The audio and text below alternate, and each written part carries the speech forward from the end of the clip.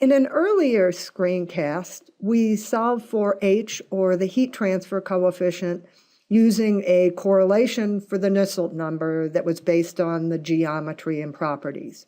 We then used that H to calculate the BO number, which determines what method we need to solve for time, as in this particular problem.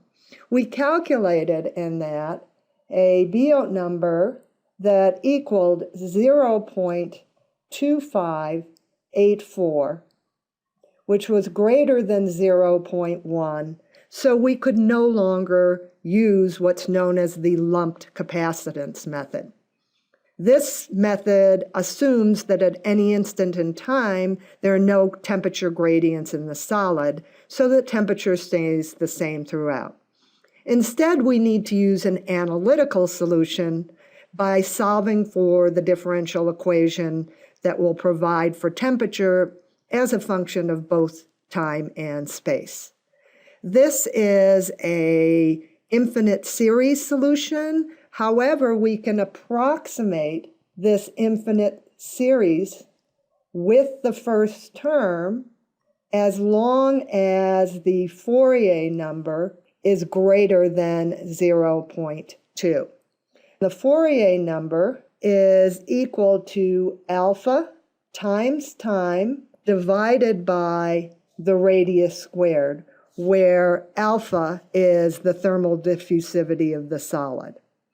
So here we present an approximate solution for the center line temperature of a sphere such that T at r equals 0, or the center line, minus T infinity, which is the temperature of the water bath, divided by our initial temperature minus T infinity, is equal to some constant times the exponential of minus zeta squared times the Fourier number.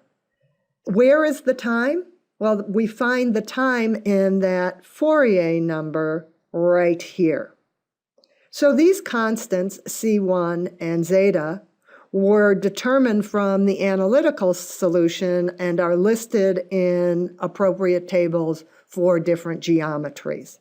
They're based on the BO number. However, it's the BO number that equals HR over K instead of our R divided by 3 that we used to check the BO number earlier. Now our BO number, instead of being 0.25, is equal to 0.7752.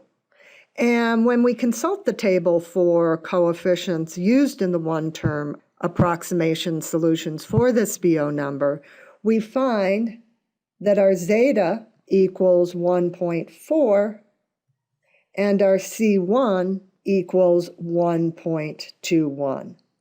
Let's now solve for the Fourier number, since that's the term that has time in it. So this is going to equal minus 1 over zeta squared times the ln of T0 minus T infinity divided by Ti minus T infinity.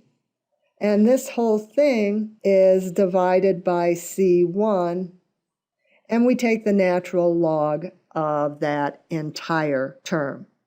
When we calculate this out, our Fourier number is going to equal 0.97, which is greater than 0.2, so we are allowed to use this one-term approximation. Now, from the Fourier number, we can determine what the time is.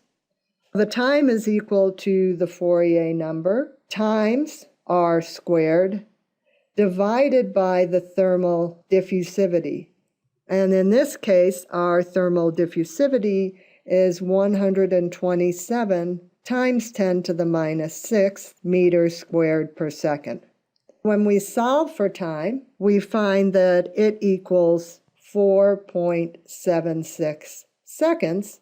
That means it takes 4.76 seconds for the centerline temperature of a gold sphere with a 50 millimeter diameter to go from 400 Kelvin to 310 Kelvin in a water bath that is 290 Kelvin.